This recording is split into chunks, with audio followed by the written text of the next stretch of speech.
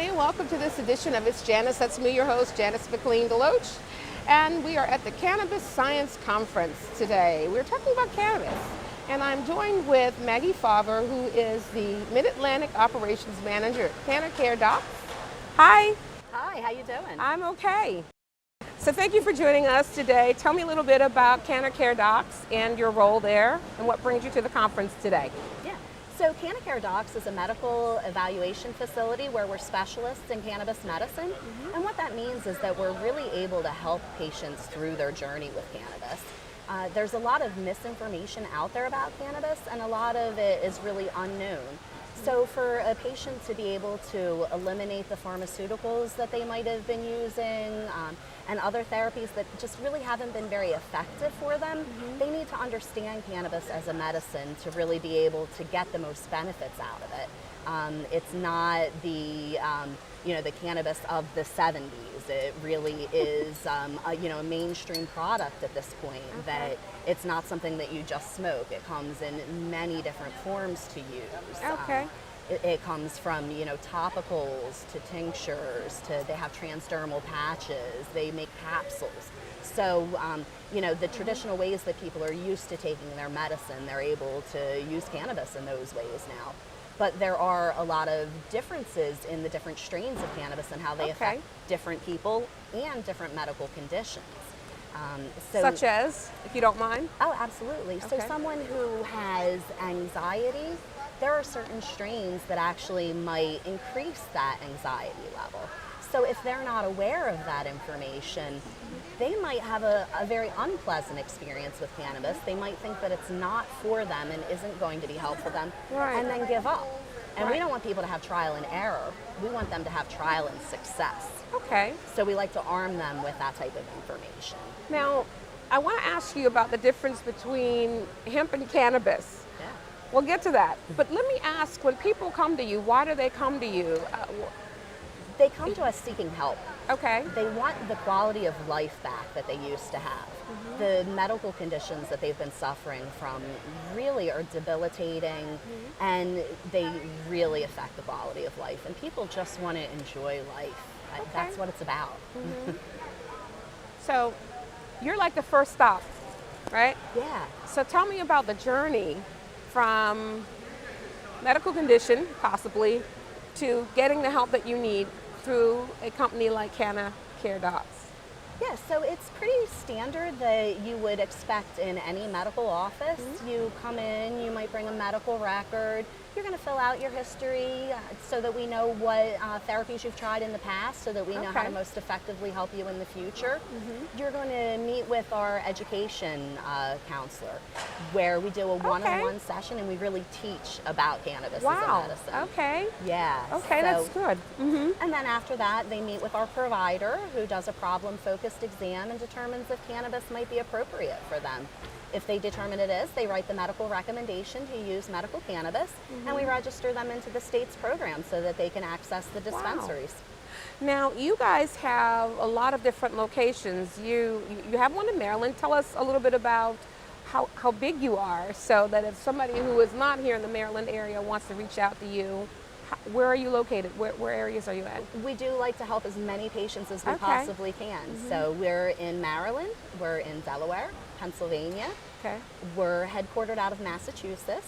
So one of the things that brings with it is that in Massachusetts they've had a legal program for 6 years now. So we have a lot of experience behind us, and we have a lot of patients that we've been able to really get insight about the different things that are really helping patients in an actual real world, clinical environment. We're in Maine and Chicago. We're located throughout the country. Might need one in Chicago, but that's another whole story. But I think even in Maine, places where I'm guessing, might least expect to have such a large interest in it. It seems that those are some of the higher areas. I'm not really sure why that is, but there's a medical doctor we're going to talk to a little bit later who's going to explain. Sometimes it could be related to where you live or whatever. I don't know. What do you think? Is there any truth to anything like that? It's very state specific. So every single program is completely different from each other. Okay. So each regulatory body makes their own framework of laws, and then we have to follow those rules and guidelines. So every state we operate slightly different to make sure that we're being compliant with the laws.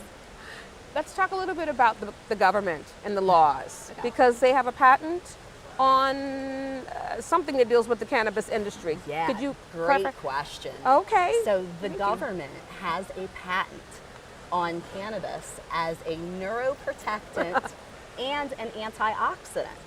So the government is very aware that it does not cause brain damage. It actually repairs your brain. Okay, I'm sorry. Would you mind saying that again? Cannabis repairs your brain. It is a neuroprotectant. It heals your brain. It's exciting. The government, huh? Okay. Yeah. All right, I'm gonna move it along. But Okay. there's no medicinal benefits though in some Wow. states. Okay. Imagine that. Wow. Oh my goodness. Well, you are such a wealth of information and knowledge. I'm going to test your knowledge right now. Oh, okay. That's right. Terpenoids and flavonoids. Would you tell us the difference between those two? So, Tell me. I really have no clue what those things mean, but I'd like to learn. Yeah. Yeah, so they are naturally occurring in most plants, not just cannabis. Okay. They're the essential oils of the plant, what's associated with the aroma and the taste. And what the best way I know how to describe a terpene so that somebody kind of gets what I'm talking about, when you have a tangerine and you peel it back, you know that smell you smell. Right. That's the tangerine's terpenes. Okay. And all plants have these terpenes. Some you smell more than others, but those are the smells that are associated with okay. cannabis. And then the flavonoids are the tastes that are associated with cannabis. And we found that the terpenes and the flavonoids play a very integral role in how the different strains affect different people in different conditions. It's interesting to note that those natural parts of the plant are made to protect the plant. So they also are some of the parts that are protecting and healing our bodies. Wow. Yeah. Okay. All right. Lastly,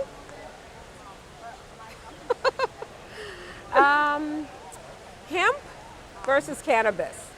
Some people think they're the same thing. Are they or no? There are a lot of similarities, Okay. and they come from the same plant genus. However, hemp is defined as a cannabis plant that is less than 3% THC. And so that's the definition of it. But what the main differences are is hemp is an industrial plant. It's great for making fibers and a lot of biofuels and building products. It's a very industrial crop. Wow. And cannabis is a very medicinal plant. It's going to be more concentrated in the cannabinoids, in the terpenes, and the flavonoids that are what brings the healing to people. So there are some of those ingredients in hemp as well, but they're usually at a lower percentage rate than they would be in cannabis. So ideally, they serve two different purposes. But there are a lot of states that don't have medical laws. Okay. So hemp is rich in CBD. And CBD is one of the cannabinoids There's that that has word again. a lot of medicinal benefits. I've definitely got to come back and talk to you. You have so many questions and okay, I'm sorry, go on. CBD, okay. Yeah. So CBD is really known for its anti-inflammatory properties. And the root of most disease conditions is inflammation.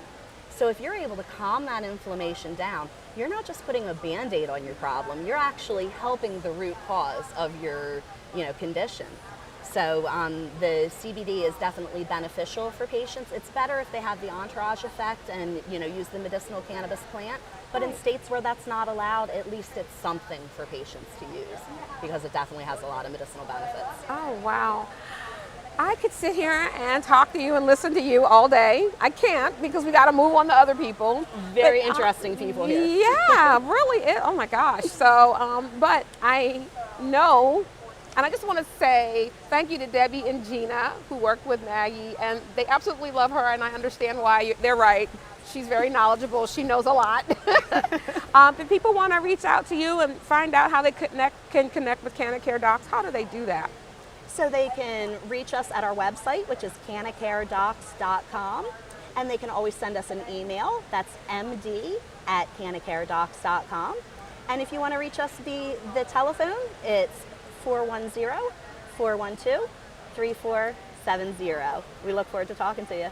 Oh gosh, Maggie Favre, It was the a pleasure. Mid-Atlantic Operations Manager. It's an inside joke, you had to be there. Thank you for joining us. Okay guys, stay tuned and we will be back with more from the Cannabis Science Conference.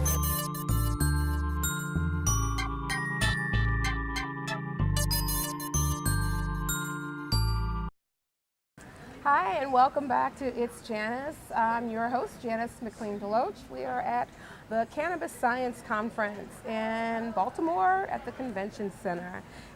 We are a show that's about everything entrepreneur, small business, innovation, and creation. And so today, we're talking about the cannabis industry. I want to introduce you to our next guest. His name is Mr. Bob Clifford, who is with Shimatsu. Hi, Bob. Nice to meet you. Nice to meet Janice. you. So let's talk a little bit about your company and how you became involved with the Cannabis Science Conference here today. Sure. It was about 6 or 7 years ago. We had a sales guy on the West Coast, and he said, number one salesman, Paul Winkler, and he came out and he said, you need to come out here. We're on the East Coast and marketing managers. And I said, why? And he said, I'm selling all this product, instrumentation for analysis of chemical analysis, and you have to see what I'm doing. And so he took us to grow facility, cultivation facilities. He took us to dispensaries. He took us to laboratories, biomedical farms. And I got to see, there was one guy there named Ken Kovash who had this biomedical farm.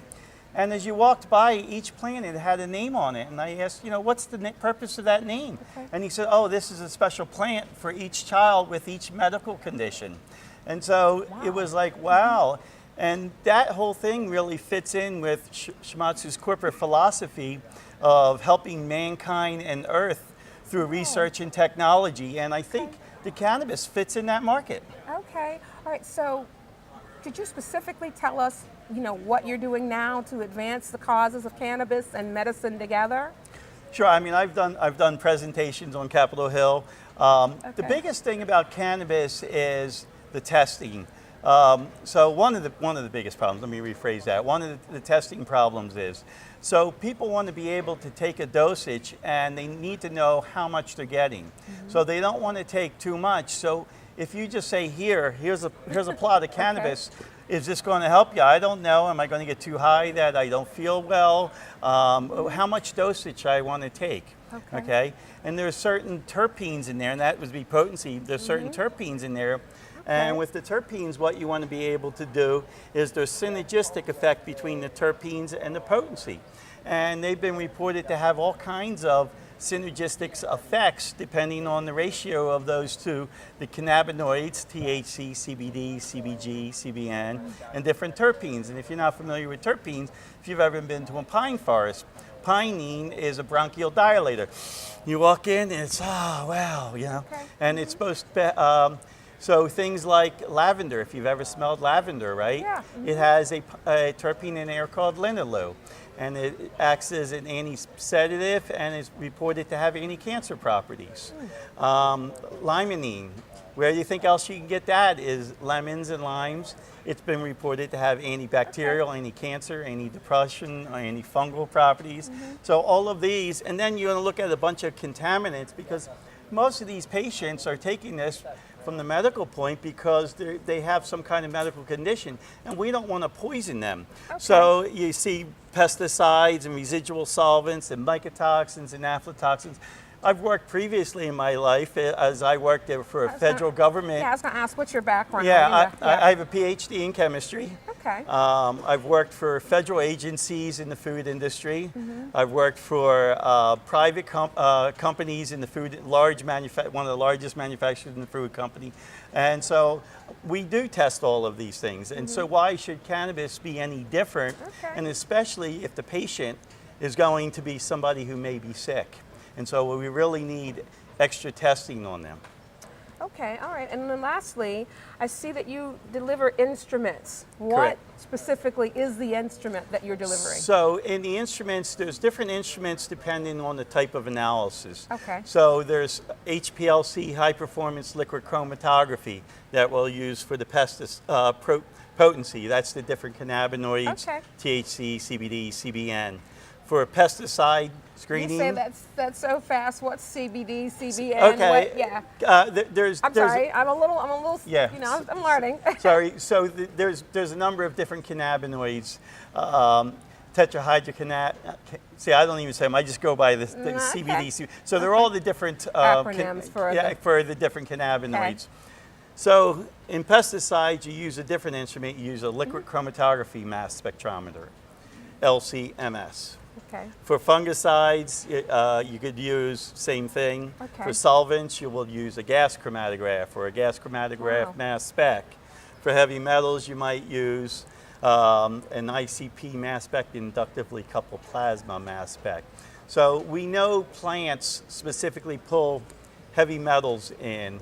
For instance, if you heard of the Chernobyl nuclear accident, Right. they planted hemp around the facility to pull in the radioactive strontium and cesium and plutonium. So they took it from being spread out to an isolated area. Okay. So plants do the same thing, and they're going to get heavy metals, such as cadmium, mercury, lead, chromium, and things like that. So Okay. you need to test for those things, and they all have different medical conditions that they'll And call. you're the guys who are the instruments, and you're the testing instrument experts, and you're going to help us move that forward. Right. So we're going to help the laboratories set it up and be able to test that. All right, Bob. Thank you Thank for your you. time. If people want to follow you or get in touch, how do they do that? I can be reached at R.H. Clifford, CLIFFORD, at Shimadzu, SHIMADZU.com. Okay. All right, guys. Stay tuned, and we'll be back with more from our Cannabis Science Conference.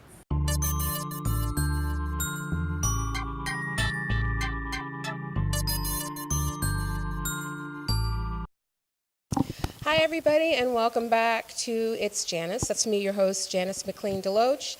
And so, again, we are continuing in our segment on the cannabis science medical marijuana industry. And so, joined with us today are Marvin Washington and Riley Coate. Hi, guys. Hello, how are you? How are you? Thank you. I'm good. Thank you for joining us. Let's talk a little bit about why you guys are here and how you became involved with this conference and your movement, if you don't mind. Who would like to go first? Riley can go first. Okay. Sure. Well, my experience of playing professional hockey and just the daily grind of, performance and recovery, I realized there needed to be an alternative to the traditional protocols of healing. And cannabis, cannabinoid therapies land up being the solution for, arguably the opioid crisis and a lot of the substance abuse that you see in sports and in the real world. So naturally, it seemed like a fit to be on the right side of history and, support a solution that is sustainable and using the sports platform to normalize the message. Okay. Thank you. Marvin? Basically the same reason.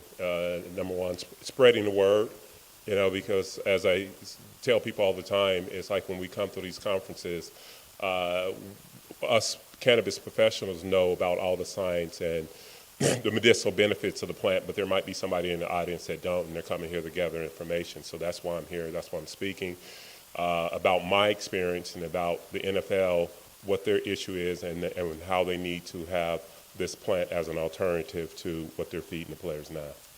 That's interesting that you mentioned that point. I actually just did a dinner with football players, and they were all talking about, well, they weren't all talking about it, but some of the conversation was, we get fined if we're using drugs, but we need the drugs to help us, like you said, recovery, to recover. So what's your take on that? I'll start with Marvin, and then we'll come to you, Riley. Well, I think the NFL's drug policy is outdated. It's humiliating for the players that get caught. And I think that it's going to be updated in 2020 when the collective bargaining agreement is up, because this is the way the country is moving, and the NFL is the biggest sports league in the world. And if they can go and have a sensible cannabis program, I think the rest of the country will follow, and they can show that guys went to college, went to high school, achieved at the highest level, and they're medicating it and they're using cannabis in a responsible way. Okay. And Riley, please. So the NHL drug policy is a little bit different than NFL's, obviously, where it's a little more lenient, where they turn a blind eye to THC use, and no one's been in the substance abuse program for just THC alone. So, for the players' perspective, it's certainly progressive, where they're not actually enforcing it. They're looking for performance-enhancing drugs. But the better play would be to not test for it at all, and to actually be promoting it through the medical staff of the team and the organizations and the leagues in a responsible way. These non-intoxicating cannabinoids like CBD and the rest of them have a huge place in sports. Pain management, just recovery, rest, sleep. And then the big one is the brain, protecting the brain, which is, there's more and more science coming out in that world. So to me, contact sports specifically, but, it shouldn't discriminate, whether you're a golfer or a football player, I think cannabis has its place. So if you guys wouldn't mind real quick, just share a little bit about your story and your own journey, and then let's talk about your athletes for Care. Okay, all right, Marvin. I got into this space about 5 years ago, and I didn't know anything about the plant. Did a deep dive into it, and once I was hearing about the medicinal benefits of this plant, I realized that we had been lied to for 80-something years. The reason why it was put on Schedule 1, there's a couple of reasons. One of them was through racism. One of them was through Nixon trying to go after the counterculture people of the 1970s. And there wasn't that many guys when I got in, and so I've been speaking at these things for like 4 years, 5 years, and more guys are coming in, and I'm still doing the same thing, just trying to educate people, tell them like there's a natural alternative out there, get rid of your negative stereotypes and connotation, and to really take a look, follow the science about this plant. Okay, thank you. Riley, please. Yeah, so I retired in 2010 at the age of 20. What sport? I'm sorry if you don't mind. Yeah, I was an NHL hockey player, and I retired at the age of 28 in 2010. I was actually a fighter. I've been over 250 hockey fights. So obviously it took its toll, but I also had a relationship with cannabis since I was 15 years old. So I knew that it was helping me in a therapeutic and, in some sort of medicinal manner. I wasn't really sure. It helped me with anxiety and sleep. But when I retired, I realized there was this whole other world of cannabinoids, the non-intoxicating ones, as I mentioned earlier, that, that open up the door for using them for different purposes, different times of the day, and for different people. So I realized that that this was kind of my mission, that there was this whole other world. The science was kind of coming up to speed on the way I was feeling, so it kind of justified my belief system on cannabis. So it was easy for me to jump into it and support it in many different ways. I mean, we're just talking about the medicinal, but I'm into the industrial side of hemp as well. Just supporting the food, the nutritional profile, the hemp seed, and the fiber, and the bigger picture of cannabis. It's public health, it's environmental health, economic health. So. Wow, and you mentioned something, you said you just learned. Thank you for that, because I'm learning too. I'm learning, so this is my first time. Hemp, is what our Constitution was written on. Hemp was what, when you hear about John Paul Davy Jones and his Navy back in the 1800s, those were hemp boats and hemp ropes. So this country was founded on hemp. George Washington and all the founding fathers grew hemp, and we need to get back to that. What I've learned is the Industrial Revolution's kind of suppressed cannabis, hemp, the whole bit, and in turn, public health is sacrificed. We have, chemicals everywhere. Everything is toxic. Our food system is toxic. Our medicine is toxic. So now we're coming full circle back to the hemp plant, and we're, through medicine, through the medicinal, the compounds in cannabis and hemp. But the bigger picture is changing the way we do industry, and removing the toxins and the chemicals that we're spraying on our crops, and getting back to natural fibers instead of synthetic fibers, and trying to. It has no environmental footprint. Exactly. Also, it's wonderful. Yeah. Okay, but before we go, let's talk about Athletes for Care. Athletes for Care is an organization for athletes that medicate with cannabis and want to educate the public about it. And athletes can come and learn about the plant. Athletes can come and get business advice and learn how to be in this industry. Athletes can come and not being taken advantage of. That was one of the big thing is. So it's a collective, and we're a band of brothers that are really pushing this envelope forward as far as cannabis use with the various leagues, and also letting the public see that, we're not Cheech and Chong. We're not tie-dye, mostly we're suit and tie, and we're using the plant responsibly.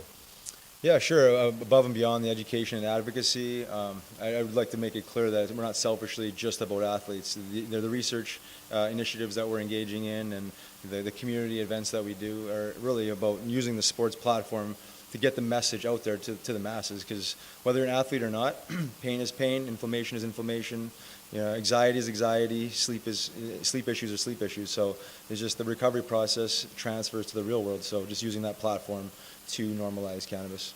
Stay tuned for more of It's Janice, and we'll be right back.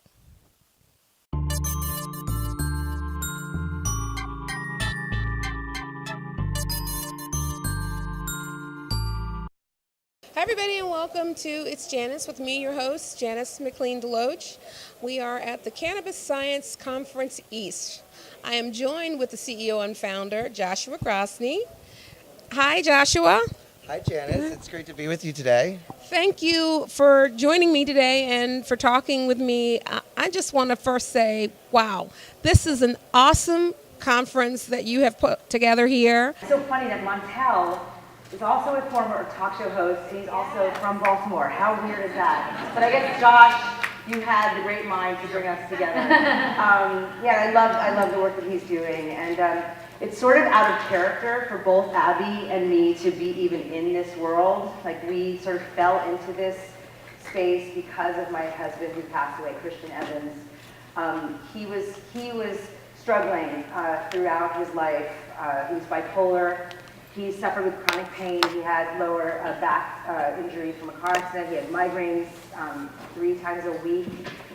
He was constantly searching to find care for himself, and he was searching about cannabis. He was bedbound a lot, and he was looking up CBD back in 2011 before Sanjay Gupta made his big announcement and anyone knew anything about Charlotte's Web. He was, really on a path to heal himself. I really hope and pray that this group understands there are a lot of patients like me who are out here begging you to do more research, hoping that you do it, and I don't care if it comes back and I shouldn't be smoking more than something with 30% THC, and I'm fine with that. And you should be too. Not pushing people to get the 95% THC. I created my own line, which is called Montel. It's a line that has both THC and CBD products in it. All CBD, all hemp-based or marijuana-based terpenes in them. My edible products have some other plant-based terpenes in them, but specific terpenes that were formulated because they elicit a specific response. And over the course of the next year, I plan on expanding that entire line out.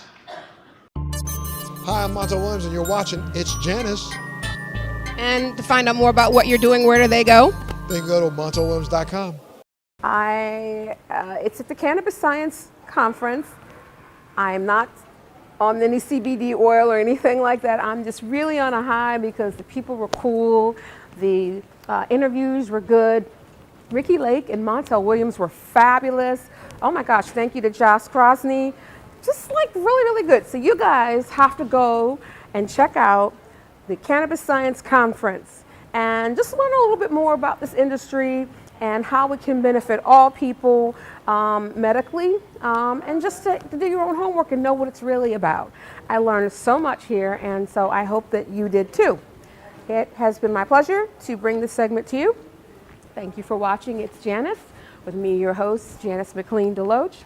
Our shows are about small business entrepreneurship, innovation creation, and everything in the space of entrepreneurship. So when you're looking for the best resources and the most current events in those worlds, go to www.janice.media.